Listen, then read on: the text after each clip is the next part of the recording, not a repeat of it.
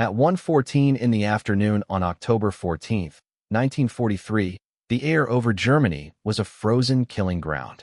30,000 feet up, inside a B-17 flying fortress called Ye Old Pub, the temperature hovered around 30 degrees below zero. The air was so thin that if a gunner pulled off his oxygen mask for half a minute, he would black out and be dead before his body hit the metal floor. The cold was brutal, but it was not what had the crew drenched in sweat. All 10 men kept glancing at their watches. They knew what was coming. They were waiting for the turn. For 300 miles they had flown under protection. P-47 Thunderbolts circled the formation like guard dogs. The pilots called them jugs. Each one weighed 7 tons and carried 8 heavy machine guns. They were built to absorb punishment and return it twice as hard. As long as those Thunderbolts hovered nearby, German fighters kept their distance. The Luftwaffe understood the math. Getting into a dogfight with a P-47 usually ended with your aircraft shredded full of holes. But the Thunderbolt had one weakness.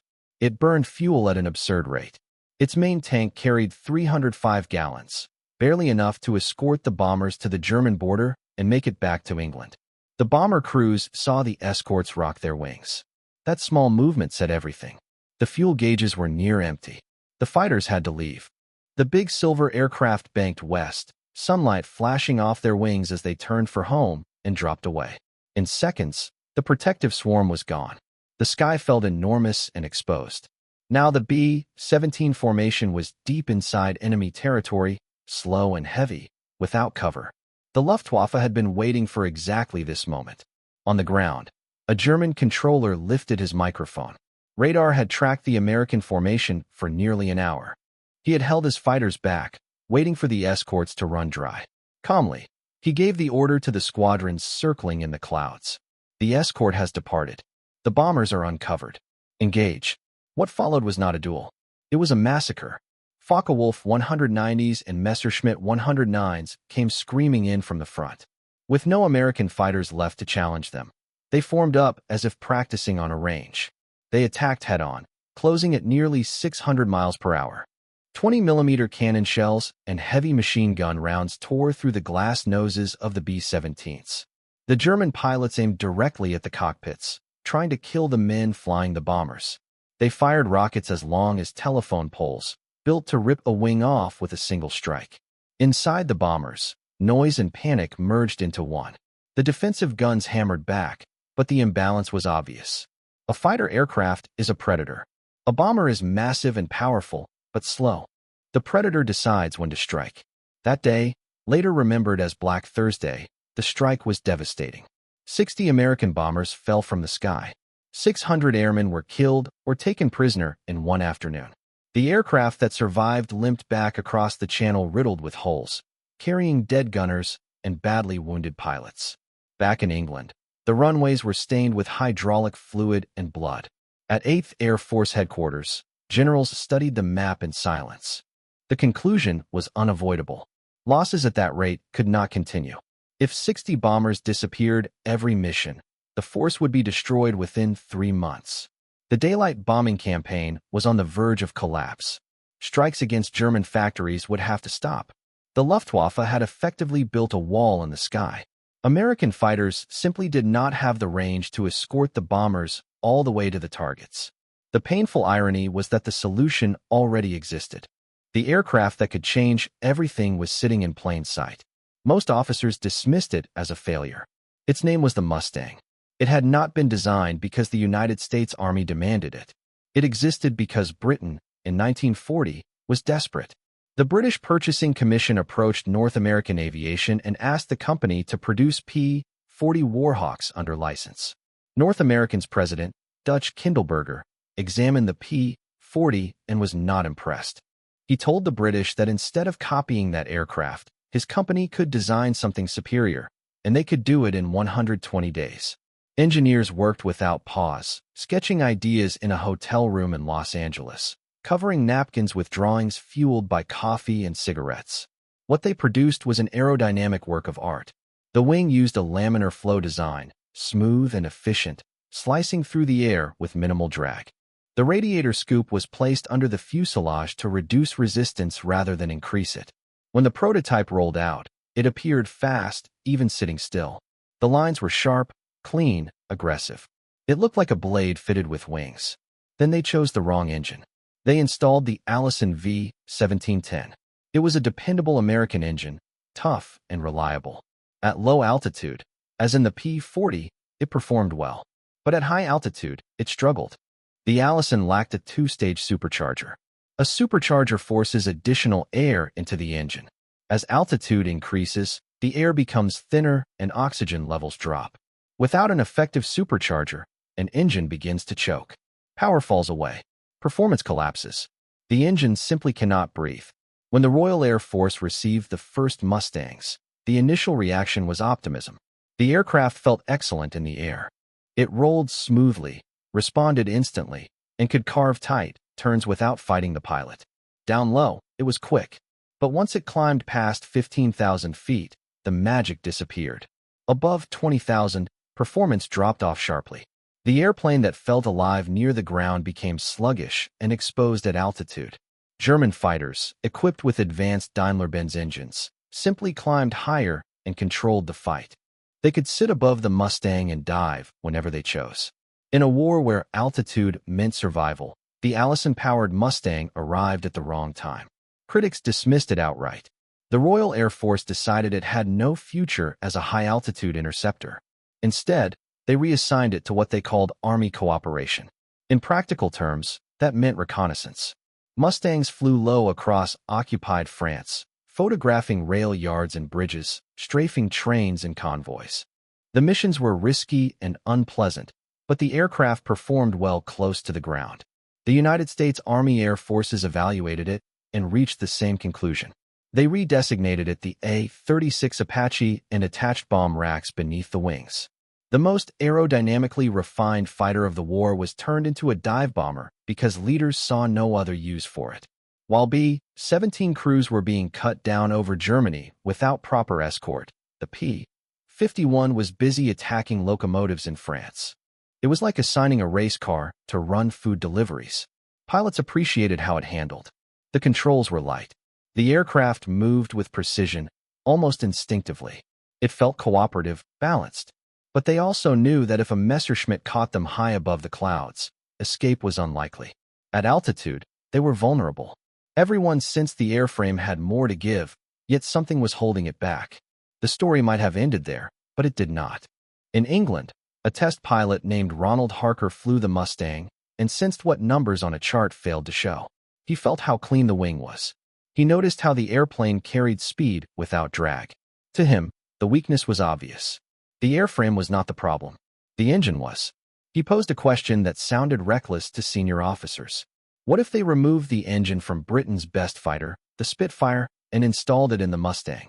The Spitfire was powered by the Rolls-Royce Merlin. The Merlin was intricate and demanding, but it produced enormous power.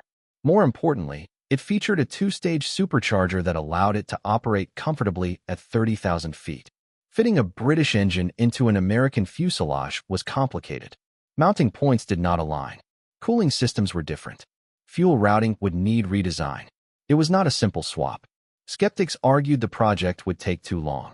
They warned it might upset the balance of the aircraft. Some believed it was not worth the effort. Engineers at Rolls-Royce disagreed. They brought a Mustang Mark I into a hangar at Hucknall, shut the doors, and began working. They did not wait for formal approval. Curiosity was enough. The Allison engine came out.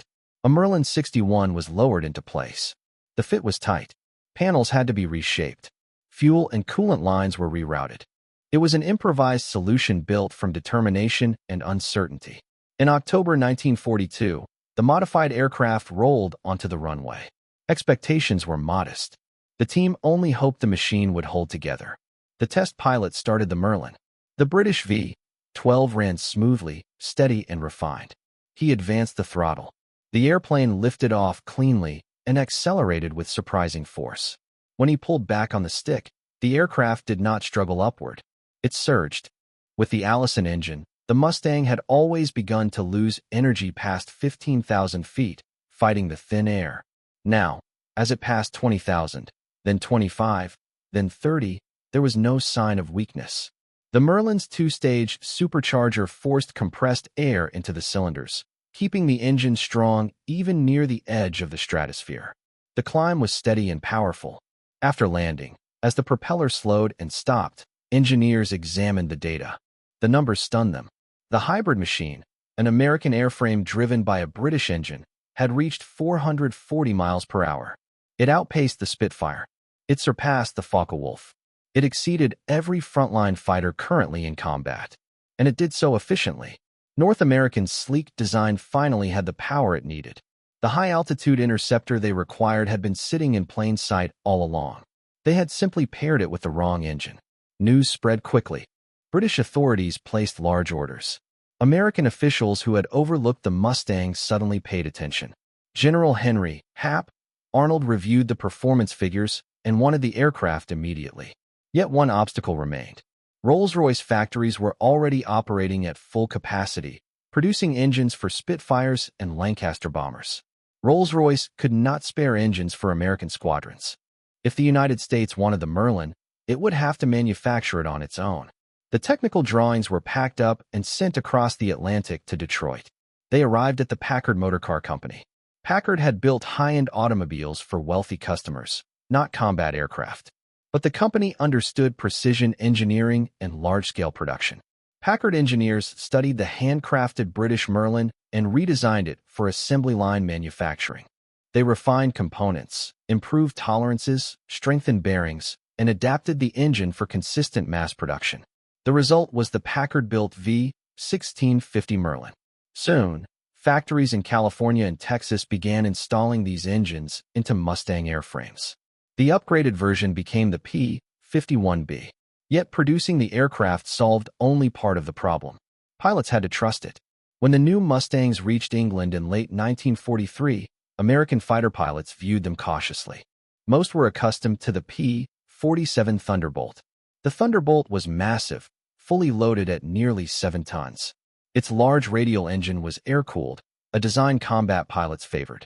Even with a cylinder shot through, the engine could keep running because cooling air flowed directly over the remaining cylinders. Pilots had returned from missions in Thunderbolts riddled with holes, oil splattered across the canopy, portions of wings missing, and still managed to land safely. The aircraft earned a reputation as nearly indestructible. It felt like armor with wings. The Mustang was built differently. Its Merlin engine relied on liquid cooling. A radiator beneath the fuselage carried glycol coolant. To men flying into combat, that detail was unsettling. If a bullet pierced the radiator, coolant would drain away, the engine would overheat, and within minutes it could seize entirely.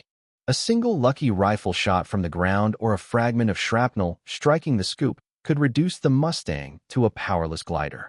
Many pilots dismissed it as fragile. They pointed at the radiator intake under the belly and called it a target. Few were eager to trade a rugged workhorse for what looked like a racing machine. Commanders had to push them into the new cockpits. They emphasized one fact: the Mustang could reach distances the Thunderbolt could not. That argument did not immediately convince anyone. Survival mattered more than range. Tension spilled into officers' clubs. Thunderbolt pilots joked that Mustang pilots were volunteering for suicide. They mocked the aircraft's lighter construction and compared the Merlin's smooth hum to the deep roar of a radial engine. Doubts filled the mess halls. Many predicted the Mustang would not withstand serious combat.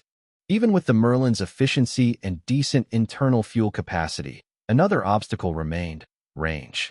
Berlin lay deep within enemy territory, guarded by dense anti-aircraft defenses and fighter bases. The round trip from England exceeded 1,000 miles. On internal fuel alone, a Mustang reaching Berlin would have almost nothing left for combat. It would arrive nearly empty. Engineers calculated what was needed. Additional fuel was essential. The aircraft already carried wing tanks. A fuselage tank behind the pilot added capacity, but shifted the center of gravity, making the plane unstable until that fuel burned off. Even that was insufficient. External tanks were the answer. Large, detachable fuel containers could be mounted under the wings and released before a fight. These became known as drop tanks. The idea was straightforward. Use the external fuel during the long cruise toward the target. When enemy fighters appeared, the pilot would activate the release, the tanks would fall away, and the aircraft would regain its agility. Early versions were made of metal, but aluminum was in short supply. It was needed for building aircraft, not expendable fuel containers. Shipping bulky metal tanks across the Atlantic also consumed valuable cargo space. A cheaper, disposable solution was required. The British proposed something unconventional: paper tanks. When American ground crews first saw the new 108-gallon drop tanks, they laughed. The gray, cylindrical shapes resembled oversized sausages. They were constructed from layers of heavy craft paper bonded with specialized adhesive, molded under heat and pressure. Chemical treatment made them resistant to gasoline, but they still felt delicate. They looked more like oversized art projects than military hardware. Pilots were skeptical. Flying to Germany with hundreds of gallons of fuel stored in what appeared to be reinforced cardboard seemed reckless. Rumors spread quickly. Some claimed rain would weaken the glue and cause the tanks to disintegrate midair. Others insisted they would leak at the slightest stress. They earned nicknames and became the subject of jokes. Pilots kicked them with their boots and joked about striking a match nearby. Despite the ridicule, the paper tanks were a practical innovation. They required minimal strategic materials. They were inexpensive. Furniture factories and packaging plants could produce them, allowing metal workers to focus on building aircraft and engines. Most importantly, the paper tanks did exactly what they were supposed to do. They carried fuel long enough to reach the target. After that, they were expendable. You dropped them over Germany and never thought about them again. Ground crews connected the fuel lines and mounted the bulky gray tanks beneath the Mustang's wings. Once installed, the numbers changed dramatically. With two 108-gallon paper tanks plus internal fuel, a P-51 could remain airborne for roughly 6 hours. It could depart from England, escort bombers to Berlin, stay long enough for a short engagement, and still make the return flight. It could reach Poland. It could operate in areas the Luftwaffe assumed were beyond reach. The Thunderbolt's effective radius had been about 375 miles. The Spitfire's was even shorter. A Mustang fitted with drop tanks could fight more than 600 miles from base and travel much farther on ferry missions. Escort range had nearly doubled, and the Germans were unaware. In early 1944, the 8th Air Force began testing this advantage. Missions extended gradually. At first, the Mustangs crossed slightly deeper past the border, then farther still. These flights were cautious. Pilots evaluated endurance, fuel consumption, and the reliability of the paper tanks. They spent hours in tight cockpits, legs stiff, bodies sore, listening to the steady hum of the Merlin and watching gauges for signs of leaks or overheating. Nothing failed. Rain did not dissolve the tanks. The Packard-built engines kept running smoothly. The aircraft many had called fragile proved capable of long-distance endurance. The Luftwaffe continued operating under old assumptions. Radar operators tracked American formations and noted escort fighters. They calculated the expected turning point, confident that beyond a certain line the fighters would retreat and leave the bombers exposed. That line was marked clearly on German maps. Once the bombers crossed it, the escorts would withdraw. At least, that had always been the pattern. Hermann Göring, head of the Luftwaffe, was convinced that long-range escort fighters were not feasible. When reports came in of single-engine fighters far inside Germany, he dismissed them. He claimed they were damaged aircraft gliding to safety. He did not believe American fighters could remain over the Reich for long. By March 1944, the situation had changed. The 8th Air Force now possessed hundreds of P-51 Mustangs and large stocks of paper drop tanks. Pilots who had once doubted the aircraft were eager to prove it in combat. A bold plan took shape. A major daylight strike would target Berlin directly, not the outskirts. The capital itself. Factories were part of the objective, but they also served as bait. The real target was the Luftwaffe. General James Doolittle had altered escort doctrine. Previously, fighters were ordered to remain close to bombers as defensive shields. Doolittle changed the directive: pursue and destroy enemy aircraft. The escorts would no longer wait. They would hunt. Before dawn on the day of the mission, ground crews worked in cold, damp conditions. They lifted the heavy paper tanks onto the wing racks and filled them with high-octane fuel. The smell of gasoline spread across the airfields. Pilots stepped onto the flight line, secured their gear, and examined the gray tanks hanging beneath their wings. There were no jokes now.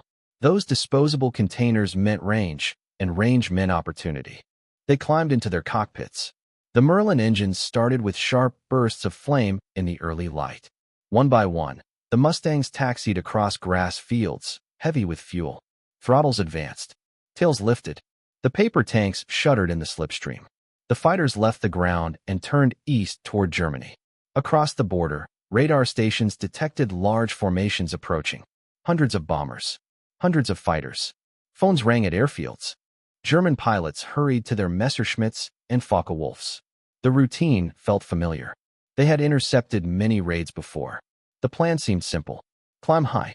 Wait for the American escorts to reach their limit and turn back. Then attack the bombers. They expected another predictable engagement. They did not know that this time the escorts would not withdraw. At 25,000 feet, the air was thin and bitterly cold. Vapor trails streamed behind the American aircraft, forming long white lines across the sky, pointing toward Berlin. From underground radar bunkers, those streaks appeared almost like tightening ropes around the Reich. German commanders studied their maps, marking the bomber route as it crossed the Rhine and passed over Hanover. German controllers measured the distance carefully. The American formation was nearing the familiar boundary, the point where escort fighters always turned back. That invisible barrier had protected Germany for months. Physics dictated it. Fuel capacity dictated it. Hermann Göring had structured his air defense around that fact. He knew the endurance limits of the P-47 and the Spitfire. For every mile those fighters traveled east, they required another mile's worth of fuel to return west. If they lingered too long, their engines would fail over the channel and the pilots would die in freezing water. So Göring waited. He held his fighter groups well inside Germany, east of the expected turning point. They circled in sunlight, conserving fuel, confident that once the escorts withdrew, the bombers would be alone. On that March morning, German pilots sat ready in Messerschmitt 109s and Focke-Wulf 190s. Their aircraft were not configured for nimble dogfights. They were prepared for destruction. Mechanics had mounted heavy cannon pods beneath wings and reinforced cockpits with additional armor. These modified fighters, known as Sturmbachs, were built to smash bombers. They were slower and heavier, but carried enough firepower to tear a B-17 apart with a short burst. Agility was unnecessary. They expected no American fighters in the area. At 11 in the morning, the American formation reached the line. German pilots watched the contrails and waited for the escorts to peel away. The moment should have been predictable, but the fighters did not turn. The white streaks in the sky continued straight toward Berlin. Pilots narrowed their eyes against the glare. Perhaps the Americans were miscalculating. Perhaps they were lost. No single-engine fighter could operate that far east and survive. Radio chatter shifted from calm updates to confusion. Ground observers reported single-engine aircraft over Berlin's outskirts. Not heavy twin-engine escorts. Sleek fighters. Göring reportedly dismissed the reports, insisting they were stragglers or aircraft out of position. Yet the pilots in the air saw the truth. The American escorts were still present. Inside the Mustangs, fatigue had settled in after hours of flight. Legs ached from confinement. The steady vibration of the Merlin engines hummed through bones and muscles. But when Berlin's skyline appeared between clouds, adrenaline replaced exhaustion. Fuel gauges were checked. External tanks had been drained as planned. Internal tanks remained sufficient. The drop tanks had done their work. The leader's command came over the radio. Drop tanks. Pilots reached down and pulled the release handles. Metal clamps snapped open. Hundreds of gray paper tanks detached and fell away, spinning toward the ground. Freed from weight and drag, the Mustangs responded instantly. Speed increased dramatically. The aircraft felt lighter, sharper. Air flowed cleanly over laminar wings. What had once struggled at altitude now felt unleashed. German pilots, burdened by added cannon pods and extra armor, were climbing slowly into position. They were focused on bombers below. Then they saw shapes diving from above. The Mustangs descended steeply, heavy Merlin engines pulling them downward with force. Airspeed indicators passed 400 miles per hour, then 450, then beyond 500. The rush of air over canopies became a piercing scream. The first attack was sudden and violent. American fighters tore through the German formation before many realized combat had begun. Combined closing speeds exceeded 800 miles per hour. Silver and gray shapes crossed in an instant. Mustang pilots squeezed their triggers. Each P-51 carried 6 50 caliber machine guns, 3 mounted in each wing. When fired, the sound was deep and tearing. The guns discharged roughly 75 rounds per second. The 50 caliber projectile was large and powerful. It did not merely puncture metal. It shattered it. When the 50 caliber round struck the reinforced German fighters, the effect was immediate and violent. The bullets ripped through aluminum panels as if they were soaked paper, punched into engine blocks, and split metal apart. Fuel tanks erupted. A Focke-Wulf caught in a sustained burst did not merely trail smoke. It came apart in midair. Fragments of wing, torn cowlings, and shattered canopy glass scattered across the sky. German pilots tried to respond. They pulled hard on their control sticks, attempting to turn into the attack. But their aircraft were loaded down with extra armor and cannon pods. They handled like overloaded trucks trying to chase sports cars. The Messerschmitts struggled to pivot, slow and heavy. The Mustangs, stripped of drop tanks and clean in the air, moved with speed and precision. They could climb quicker, roll sharper, and dive faster. The advantage was obvious. The attackers had become targets. For American pilots, the K-14 Euro gun sight changed everything. Previously, hitting a maneuvering aircraft required instinct and guesswork. Pilots had to estimate range, speed, and angle, leading their shots based on experience. Many missed. The new sight performed calculations automatically. The pilot entered the enemy aircraft's wingspan, and the gyroscope adjusted for turn rate and deflection. Instead of guessing, the pilot simply kept the illuminated aiming reticle centered on the target. Average flyers suddenly became accurate marksmen. One Mustang pilot diving over central Berlin lined up on a Messerschmitt. The enemy aircraft filled his sight. He steadied the floating marker on the cockpit and pressed the trigger. The round struck cleanly. Tracers stitched across the engine housing. The German fighter's cowling tore free. Oil splashed across its windshield. The aircraft rolled and plunged downward, trailing thick smoke toward the city below. Beyond the immediate destruction, the psychological impact was immense. For years, propaganda under Joseph Goebbels had assured German citizens that their skies were secure, that enemy fighters could not penetrate so deeply. Now residents of Berlin looked up and saw Mustangs maneuvering overhead, their squared wingtips and distinctive radiator scoops clearly visible. They watched Luftwaffe aircraft fall in flames. The sense of invulnerability vanished. The battle lasted roughly 20 minutes. Aircraft circled and crossed in tight arcs. Parachutes opened against the sky. The air carried the scent of burning fuel and cordite. The Mustangs pressed aggressively.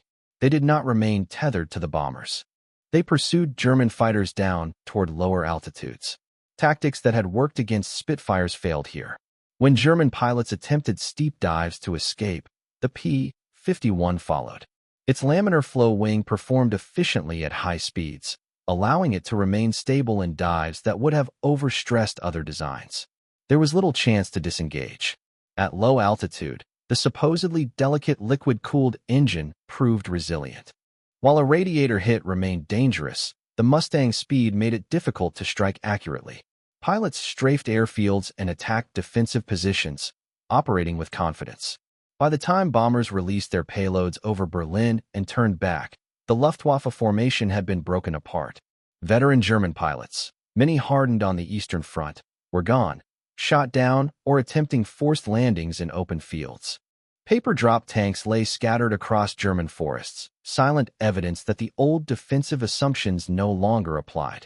The return flight remained tense. Combat had consumed fuel. Pilots reduced throttle and adjusted mixture settings carefully, conserving what remained. The long route home stretched ahead. As adrenaline faded, the cold returned. Alone in their cockpits, they listened to the steady hum of the Merlin engines. What once sounded unfamiliar now felt reassuring. The white cliffs of Dover eventually appeared on the horizon. Landing gear lowered with a steady hydraulic whine. Tires touched concrete with sharp chirps as Mustangs rolled out. Ground crews hurried forward. They examined the gun ports first, noting blackened streaks along the wings and empty ammunition chutes. The signs were clear. Debriefings that evening were animated. Doubt had disappeared. No one referred to the Mustang as fragile. No one mocked its cooling system. Pilots reenacted dives and turns with their hands, describing how German fighters reacted when the American escorts failed to turn back. The message was clear. The P-51 had achieved what other fighters could not. It had reached deep into enemy territory and stayed. The outcome marked a turning point, but not an end. The Luftwaffe had suffered heavily, yet it remained capable of resistance. Mustang pilots understood that future missions would bring new challenges. Next time, the Germans would be ready. The next encounters would not be easy. A wounded enemy fights harder, and by the final months of the war, Germany was exactly that, wounded and desperate. When Europe finally fell silent in 1945, the nature of the air war had been permanently altered. The P-51 Mustang had done more than win individual engagements. It had stripped away the Luftwaffe's confidence and shattered the belief that Germany's skies were untouchable. There is a well-known account, perhaps partly legend, but it captures the reality of that shift. Hermann Göring, once proud and certain that no hostile bomb would strike the Ruhr, was later taken prisoner. He reportedly admitted that the moment he saw American fighters over Berlin, he understood the outcome was inevitable. He did not blame the bombers. He did not point to Soviet armor advancing from the east. He mentioned the fighters. When enemy fighters circle above your capital, you no longer control your own air. The shield is gone. The Mustang's reach created consequences beyond single battles. Because the P-51 could escort bombers deep into Germany, there was no longer any safe airspace for training. Earlier in the war, German pilots could practice above their own territory without fearing sudden attack. Now, even a student pilot flying circuits over Bavaria risked seeing silver aircraft diving from altitude. The Luftwaffe struggled to prepare replacements. Young men with minimal flight hours were sent into combat. They faced experienced Mustang pilots who had endured the harshest phases of the air war. It was not balanced. Many engagements were over before they truly began. With air superiority secured, Mustang units shifted focus. Instead of scanning the horizon for threats, they began scanning the ground. The P-51 became a constant danger to German transport and supply lines. Pilots descended to low altitude and raced across countryside at high speed, attacking vehicles and rail traffic.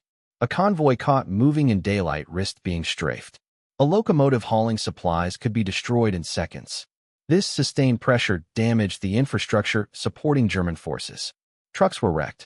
Railways were disrupted. Mobility suffered. By the end of the conflict, many German units moved on foot because equipment had been destroyed from the air. The Mustang's impact came from its versatility. It could escort bombers at 30,000 feet, engage frontline interceptors, and then descend to attack targets on the ground. The decision to combine a British engine with an American airframe had produced a balanced and effective aircraft. The result demonstrated that innovation in wartime does not always begin with a flawless design. Sometimes success comes from adapting available components to solve urgent problems. Today, restored Mustangs appear at air shows and museums. Events at Oshkosh or Duxford draw crowds who hear the Merlin engine before they see the aircraft. Its tone differs from that of radial engines. Instead of a deep rumble, it produces a sharp, distinctive whine from the supercharger. During a fast pass, the sound is intense and unmistakable. For modern audiences, it represents history and achievement. For German pilots in 1944, it signaled danger. It is easy to admire polished aluminum surfaces and forget the effort behind them. The disposable paper tanks that made long-range escort possible are rarely remembered. The mechanics who worked in freezing conditions on English airfields, servicing engines and weapons, are often overlooked. Pilots endured hours in cramped cockpits, coping with fatigue and cold as much as enemy fire. The Mustang was not a miracle on its own. It was a tool, and its effectiveness depended on those who operated and maintained it. Its story reflects an unexpected transformation. It began as an aircraft many doubted. Some dismissed it. Others questioned its durability. When losses mounted and the daylight bombing campaign seemed unsustainable, the Mustang changed the equation. It extended the reach of escort fighters, enabling attacks on critical fuel supplies and industrial targets. It supported operations that paved the way for major ground offensives. Victory was not automatic. It required engineering, adaptation, and persistence. The solution combined cardboard drop tanks, British-built engines produced in America, and determined crews willing to test new limits. What started as an underestimated design became a defining aircraft of the air war. A challenge that once seemed impossible was answered with innovation and resolve, turning uncertainty into lasting legend. So the next time you look at a photo of that polished silver fighter with the squared wingtips, do not just admire the shape. Remember what it represented in 1943. Think about the bomber crews gripping their controls with frozen fingers, waiting for the moment their escorts were supposed to disappear. And remember the relief when they glanced outside and saw those fighters still there, holding formation, staying with them all the way back across hostile skies. If this story about an aircraft once dismissed as useless meant something to you, support it. Hit the like button. It signals that these stories matter. It tells the platform that there is value in remembering the machines and the people who carried the weight of history, not only the trends of the moment. If you have not already done so, subscribe and enable notifications. Thank you for watching. And thank you for helping keep the sound of the Mustang alive.